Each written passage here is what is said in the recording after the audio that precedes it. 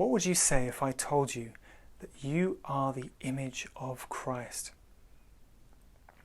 Well, I expect that many of you would say, that's ridiculous. I couldn't be further from the image of Christ.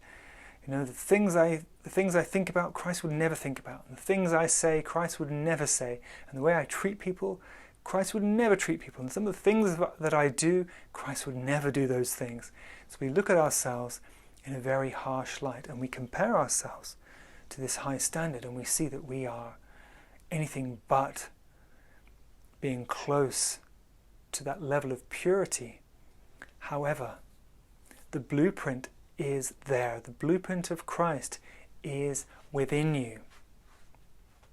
And our potential is to have the same heart as Christ. That is the potential. Now, our job is essentially to allow our heart to be purified so that potential can be fulfilled. If that potential is fulfilled, which it is possible, and it's important to believe that it's possible, if that potential, the potential purity of your heart is fulfilled, then you will become an image of Christ. You will represent Christ, but you won't just be a spokesperson for Christianity. You will be a spokesperson for God. Because blessed are the pure of heart, for they shall see God. And then you can speak about what you see. When you see God, you can tell people what you have seen. You can talk about God with authority. But our first job is to allow our heart to be purified. And when our heart is purified, then we will undoubtedly, inevitably see God. And it's impossible to explain what it means to see God. The best way I can describe it is to perceive God's reality. Perceive God's reality. To live in God's reality. Not to feel separate from God. So, when your heart is fully purified, and what does that mean, to have your heart fully purified? It means that the only desire that's taken root there is the desire to do the will of God. Because we have many desires in our mind, and if those desires get into our heart, then we want something. We want something strongly. There's a strong desire, and we follow our heart because an idea has taken root. And it's our heart which makes us pursue things and gives us the motivation and energy to pursue that thing because we want it. It's become rooted, and that thought is motivating our heart, and it's become a desire. Now, once we have purified our heart from the desires for all the things the world offers, all the selfish gratification, and so on and so forth, once we've purified our heart to the degree where we only want to do the will of God, and we only want to be empty so that God can work through us, so that God can speak through us, so God can reach out to others through us and use us to help others, then when that desire is the only desire that motivates our heart, then you can say that our heart is purified. And then we can know ourselves to be very different to who we thought we were. We saw all the dysfunction, all the neuroses, and we believed that we were that. It's not true. You are not the dysfunction. You are not the neuroses. You are not the addiction. You are not the unkindness. You are not the selfishness. You are not the laziness. All the judgments that we have criticized ourselves with, all the accusations we've accused ourselves of, none of them are who we are. They are just, how can I put this? Roles. They're just roles that we end up playing because we're focusing on the wrong thing. When you focus on the wrong thing and look in the wrong direction, then you will end up playing it out. It will be played out through you, which is why it's essential to focus in the right direction, to focus in God's direction, the direction of the light, which is very real. It's not a belief system, it's very real.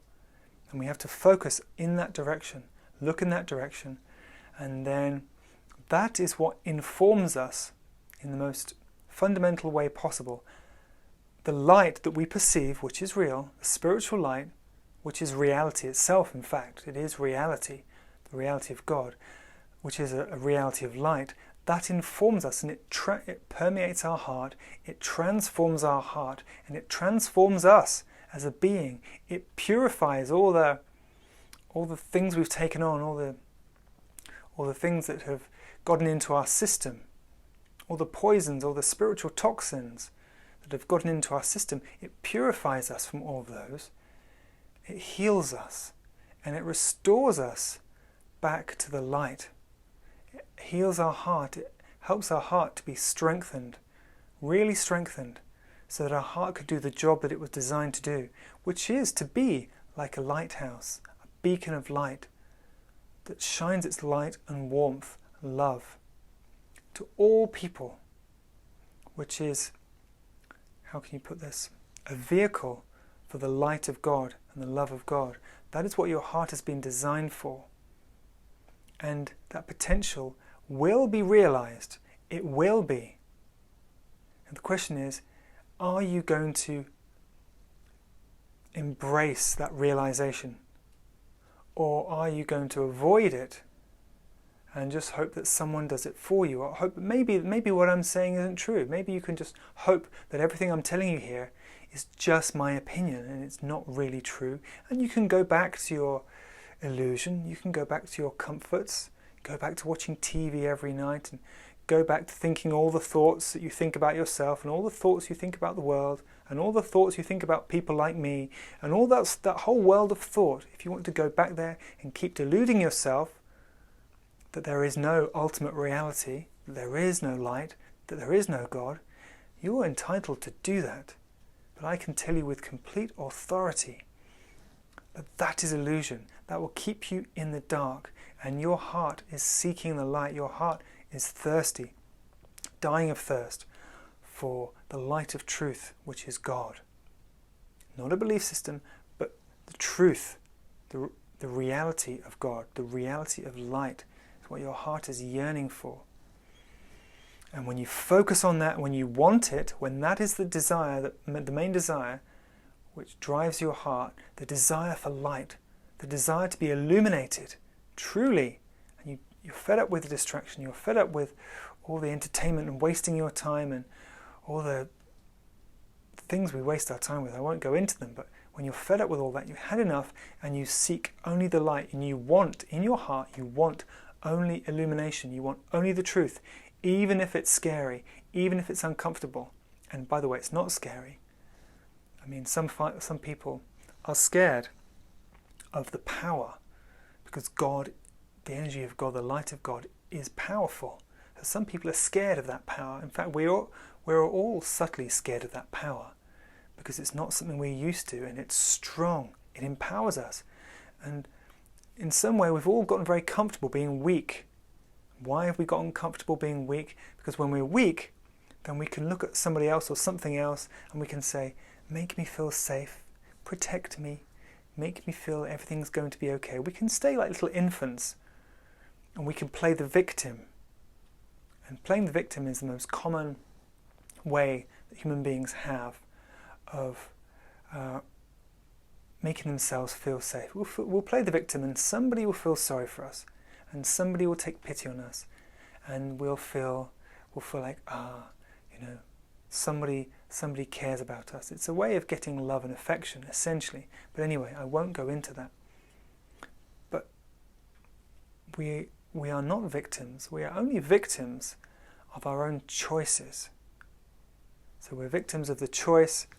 We have the choice of where we put our attention. Do we put our attention in that whole world of thoughts, that whole world of ideas and mental nonsense? Do we dwell in that realm of, conflicting ideas and opinions and judgments and just even any thought? It's just a waste of time. The whole realm of thought is a waste of time. But we give our attention to that realm. We look up into our mind instead of looking down into our heart, bringing our attention back to the engine room of our being. And our heart is the center of our being, and that is where we will experience the peace, the love, the freedom that we are destined, designed, and desperate to experience. It's the only place. You will not find it in here. No understanding will bring you what you truly need and what your heart is thirsty for. We have to return our attention to where it belongs, which is our heart. And I've made other videos about the practicalities of how you do that. I've even written a book about the practicalities. It's a practical thing. This isn't ideas I'm talking about. This isn't theories I'm talking about. I'm talking about the practicalities of being where you're supposed to be in terms of your consciousness, being where you're supposed to be, turning your attention where it's supposed to be, being who you are supposed to be, remembering who you truly are. As I said at the beginning, you are not different to Christ. The essence of who you are, the truth of who you are as a being is not different in any way to Christ. But you have a journey to make, a journey of purification until you realize the potential of your own heart, which is the same as the heart of Christ. That potential is there. Do not beat yourself up by looking at where you are and criticizing yourself and condemning yourself and saying, oh, you're such a failure, you're so far away, you're so blah, blah, blah. Don't waste your time. Don't pull yourself down. You need to lift yourself up. You need to encourage yourself. Every good thing you see yourself think, say, or do, every small good thing, say, well done. Well done, you made a good choice. You did something good there. Every small thing, no matter how small. Every habit that you find yourself able to move away from, even small habits which you know are not good for you, congratulate yourself. Say, well done. That's good, I'm moving in the right direction. Because you need to encourage yourself when you are moving in the right direction.